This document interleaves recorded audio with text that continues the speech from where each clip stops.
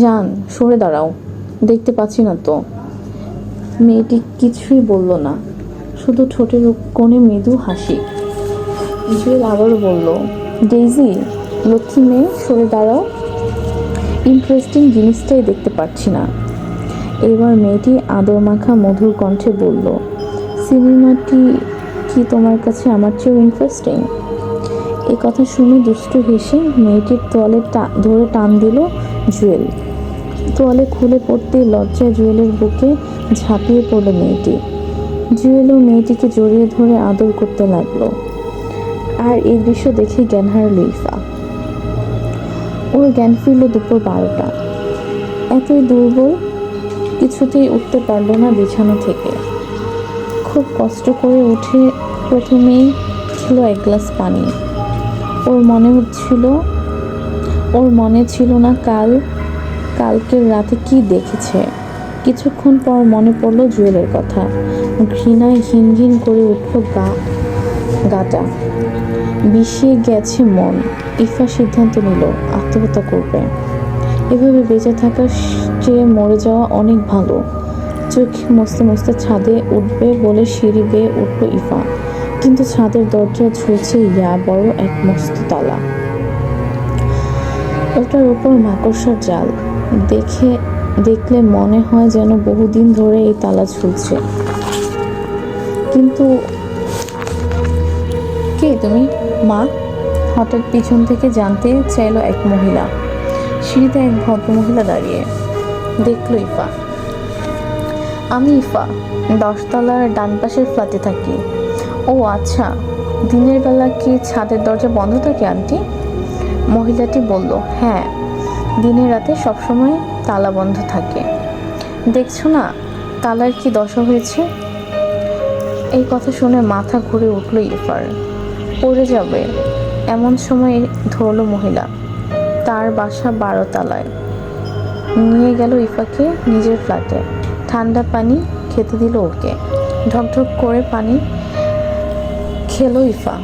তারপর জিজ্ঞেস করলো, আন্টি, ওই সময় আপনি কি যেন বলেছিলেন, ছাদের দরজা কি সবসময় বন্ধ থাকে? হ্যাঁ, আজ প্রায় 1 বছর থেকে। কিন্তু আমি যে আচ্ছা, কেন বন্ধ থাকে? তুমি কি এখানে নতুন? জি, আমি এসেছি 6 মাস হবে। ও আচ্ছা, তার মানে ঘটনাটা তোমার জানা নেই? ইফা অবাক হয়ে জিজ্ঞেস করলো, ঘটনা? কিসের ঘটনা? ঘটনাটা আমার ছেলের, আমার একমাত্র ছেলের ঘটনা। একথা বলতে বলতে অন্যমনস্ক হয়ে পড়ল মহিলা। প্রায় 1 বছর আগের কথা। আমার এক ছেলে ছিল। ও লেখাপড়া শেষ করে ব্যবসা শুরু করেছিল।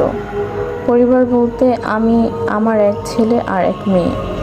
আমার স্বামী মারা গেছেন অ্যাক্সিডেন্টে। কিন্তু আমরা কোনো রকম বিপদে পড়িনি, কারণ আমার স্বামীর ব্যাংকে রেখে যান অনেক টাকা। লেখাপড়া শেষে আমার ছেলে সেই টাকা দিয়ে শুরু করে ব্যবসা, এবং অল্প দিনের মধ্যে খুব উন্নতিও করে। যে পরিমাণ টাকা ছিল তার 3 গুণ লাভ হলো। এরপর ভাবলাম এবার ছেলেকে বিয়ে দেওয়ার দরকার। বিয়ের প্রসঙ্গ তুলতে ছেলে খুব লজ্জার সঙ্গে বলল, একটা মেয়েকে খুব পছন্দ করে। তো বললাম মেয়েটিকে একদিন নিয়ে আসতে। কিছুদিন পর মেয়েটিকে নিয়ে এলো। মেয়েটি ছিল খুব সুন্দরী, দেখে মায়া হয়। বিয়ের কথা বলতে মেয়েটি বলল, এখন নয়, সে আরও কিছুদিন সময় চায়। তো মেনে নিলাম। এর কিছুদিন পর আমার ছেলেটা কেমন যেন বদলাতে লাগলো। ঠিকমতো খায় না, ঘুমায় না, সারাক্ষণ টেনশন করে। তারপর একদিন এলো সেই ভয়ঙ্কর দিন, যে এখনো বলতে গিয়ে কেঁদে ফেলল মহিলাটা। সেদিন ভোর 5টায় বাসায় এলো পুলিশ। এসে আমার নাম জানার পর আমাকে জানালো নিচে পড়ে আছে আমার ছেলের লাশ। একথা বলতে কান্নায় ভেঙে পড়ল মহিলা। সাধুমতো সান্ত্বনা দিল ইফা। মহিলা ফুপিয়ে ফুপিয়ে কাঁদতে কাঁদতে বলল, বিশ্বাস করো মা, আমি আজও জানি না কেন আমার শান্ত ছেলেটা আত্মহত্যা করলো। এর কিছুদিন পর জানলাম আমাদের ব্যাংকে আর কোনো টাকা নেই। আজও জানি না ছেলেটা এত টাকা কি করলো বা কোথায় রাখলো? ইফা জিজ্ঞেস করলো। আর মেয়েটিকে আর কখনো দেখিনি, মেয়েটিও আসেনি। আচ্ছা আন্টি, আপনার ছেলের কোনো ছবি আছে? হ্যাঁ আছে, তুমি একটু বসো, আমি নিয়ে আসছি।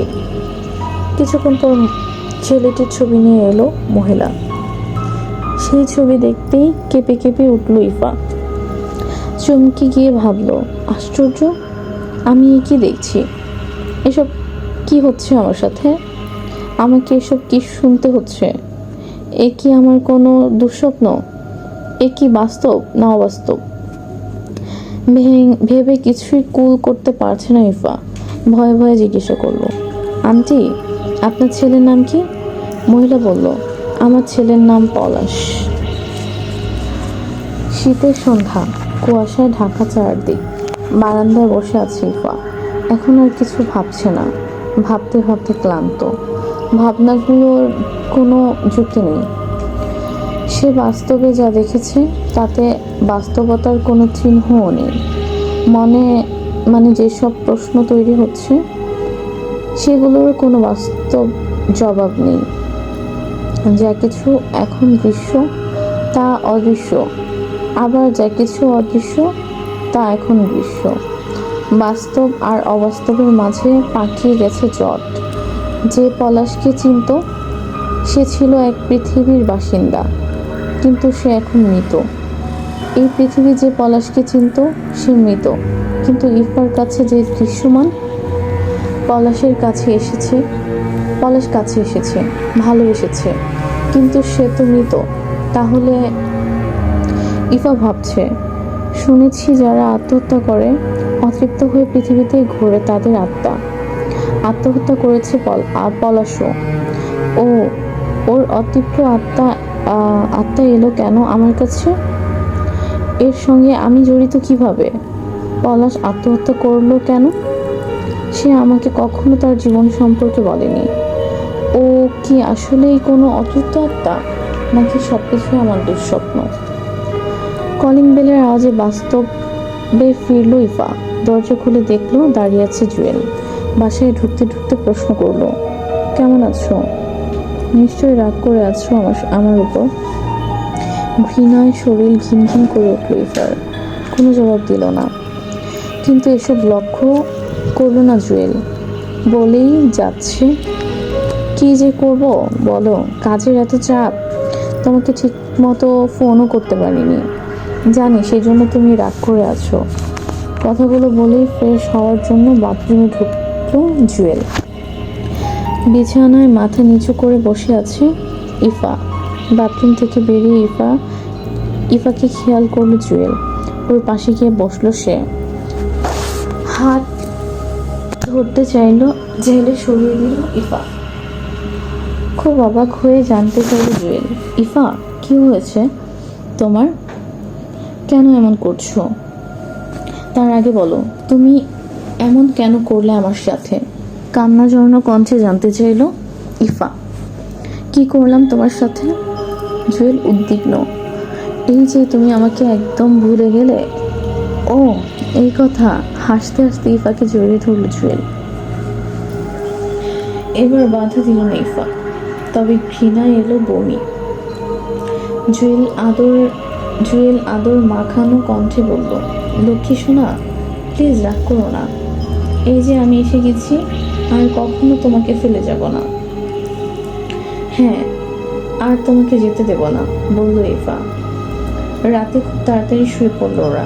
মাথা ব্যথার অজুহাত দেখিয়ে পাশ ফিরে শুয়েছে ইফার ঘুম ভাঙল রাত 12:30। নিঃশব্দে বিছানা থেকে উঠে পড়ল।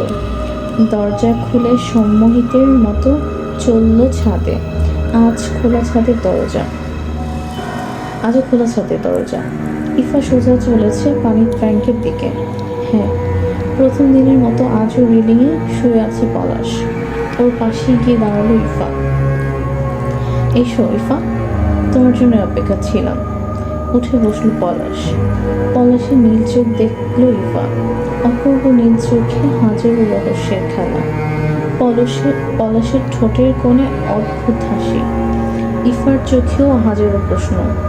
জানি অনেক কিছুই জানতে চাও, কিন্তু কিছুই বলতে পারছো না। তুমি মানসিকভাবে বিপর্যস্ত।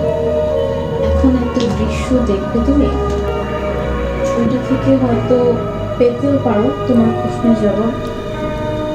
ইফার চোখ দুটো বন্ধ করে দিল পলাশ। কিছুক্ষণ পর চোখ খুলে ইফা দেখল পলাশের জায়গায় দাঁড়িয়ে আছে একটি মেয়ে। দেখতে কেমন চেনা চেনা লাগছে। হ্যাঁ, এবার মনে পড়লো ইফার। মেয়েটিকে সে দেখেছে গত রাতে একবার। মেয়েটির কি যেন নাম, হ্যাঁ মনে পড়েছে। মেয়েটিকে ডেইজি বলে ডেকেছিল জুয়েল।